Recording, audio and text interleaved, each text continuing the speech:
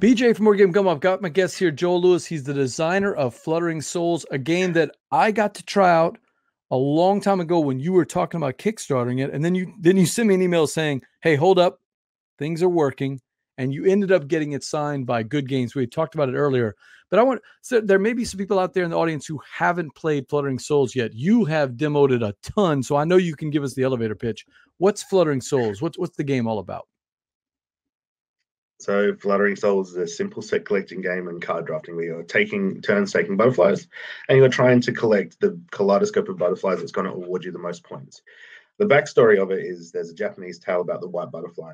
And I won't go into too much, but it's a legend where the souls of lost ones come back from the deceased on the wings of white butterflies to visit loved ones in the living world. So you're trying to connect with a lost loved one by collecting different butterflies. In a nutshell, kind of. It was inspired by Mahjong. A lot of people have rightfully so, compared it to Seven Wonders Duel. I actually hadn't played Seven Wonders Duel when I started designing it. And then when I was introduced, it's like, yeah, it's similar. I guess we're almost the Sushi Go version of Seven Wonders Duel, where it's kind of toned back and a lot of the taken away. But it definitely was originally inspired from Mahjong and the collecting tiles about what's covered and stuff like that. Yeah, I mean, does it remind me of Seven Wonders Duel? Yeah, the layout and the movement of cards, but in reality, there's a lot of solitaire games that Seven Wonders Duel was actually an homage to a lot of those games or to Mahjong. So I think it draws from the same type of mechanic, but it's definitely a different game from Seven Wonders Duel. For anybody that's wondering, just because it looks like the same layout, it's definitely different. But I am curious about it. Was Fluttering Souls the theme? Did it come first, or were you thinking in terms of a pyramid type game that reveals card underneath before you did it? Well, it was kind of, so a lot of people, especially in designing, will say it was a theme or mechanic first. It was neither. It was a design contest. And I am actually loving when publishers put out design contests and put out limitations. It was originally a button shy competition for Gen Can't, because I was in Perth, so I never thought I'd make it. A couple of years ago, and it was 18 cards, and I had about 3 entries, and I played them all, and she played Fluttering Souls, or what it was back then, and said, I really like that. That's solid. I think you should go with it. So I entered, didn't win. The designs at the time, and I kind of looked at, I'd assumed that I was going to be self-publishing. So I went, okay, financially, what's the smartest one? Art assets, there's not too many butterflies, the backing of the card plus the box, okay, that might be doable as opposed to a bigger game. First time designer, didn't have a huge financial backing, so I went, all right, let's go with this. Came up with an 18 card design. At the time, there was only one layout, and it was all open information. But I learned very quickly that didn't work, because 2 very good AP players would look at it and go, first player's won, straight away.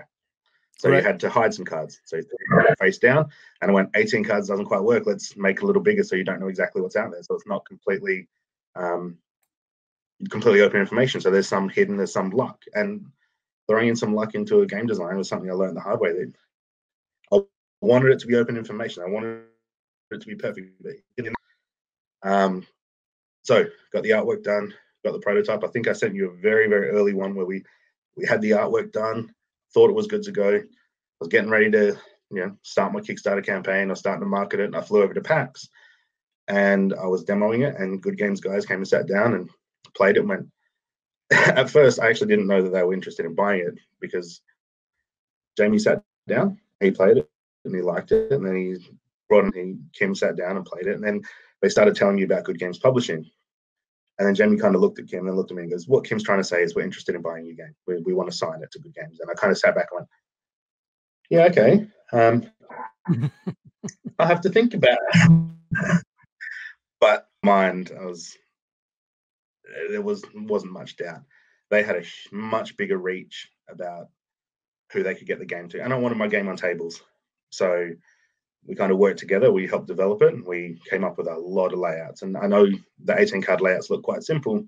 There have been thousands and thousands of rounds tested to make sure that the balance between the first and second player is fairly even. There's some 18 card layouts with it was almost 100% to first player. If you went first, you were gonna win that game. So there's been a lot of work into the layouts of that. So and it's what I really love is the artwork. I mean, Joel, the artwork is just, I don't know if people can see that in the picture. Hopefully they can, but when you see it in person, the artwork is stunning. Tell us about that artwork.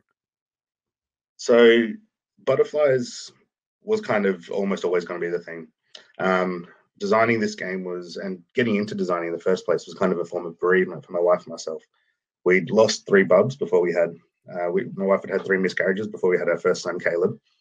And I really threw myself into something creative. I was studying my master's at the time, and that kind of wound up, and I kind of felt just the time. And so I started designing.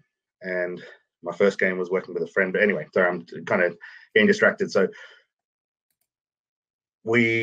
butterflies is always going to be the theme. And tattooist, Jamie Stagnai's advice was, if you've got friends who can help you out, ask. So a friend of mine who's a tattooist, I said, look, would you be interested in helping me out? And she said, yeah, definitely. It's a Japanese theme. I like it. Butterflies. Who doesn't like butterflies? Let's give it a shot. So she did those for us, and it just turned it's so pretty on the table. She did an amazing job. Absolutely. And she's not a board game artist. She's a tattoo artist, just a friend of yours that just has a talented way of bringing these butterflies to life, right? Yeah, well, she's done quality, so she was able to put it in the right formats. RGB versus CKYM and all that kind of stuff. So she, because of her background in technical drawing and stuff like that before tattooing, when I said, okay, this is apparently how the printers need, she's like, yep, we can do that. Did it all up on her iPad. Never she done even did she had done board game art. Never done board game art. But their gateway game was Game of Thrones 2nd edition. Ooh, my son's favorite game, by the way. That's not usually that was the game. Wow. Just speaking of gateway games. So yeah, she hadn't done much, and I kind of showed her the collection, and I gave her a bit of, this is kind of how I want it. This is the size of the cards.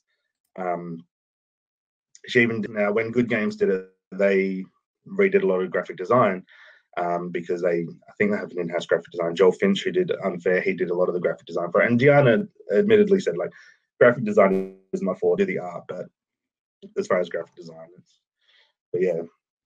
So she did a lot of that stuff for me. She actually tattooed me yesterday evening as well. Did a few pieces on my leg. So I'm got to take it down. So can people still get Fluttering Souls? I know that Good Games has published it, but did it sell out at Gen Con, or are there still copies out there? What's the story about how can people pick up Fluttering Souls? They had it couriered straight out there. So there was 5,000 copies being printed in China, and they managed to get the first bunch just in time for Gen Con. So that's where they launched it. There were copies available at PAX, and I'm told, I've read, it should be available in stores. So they're looking at distribution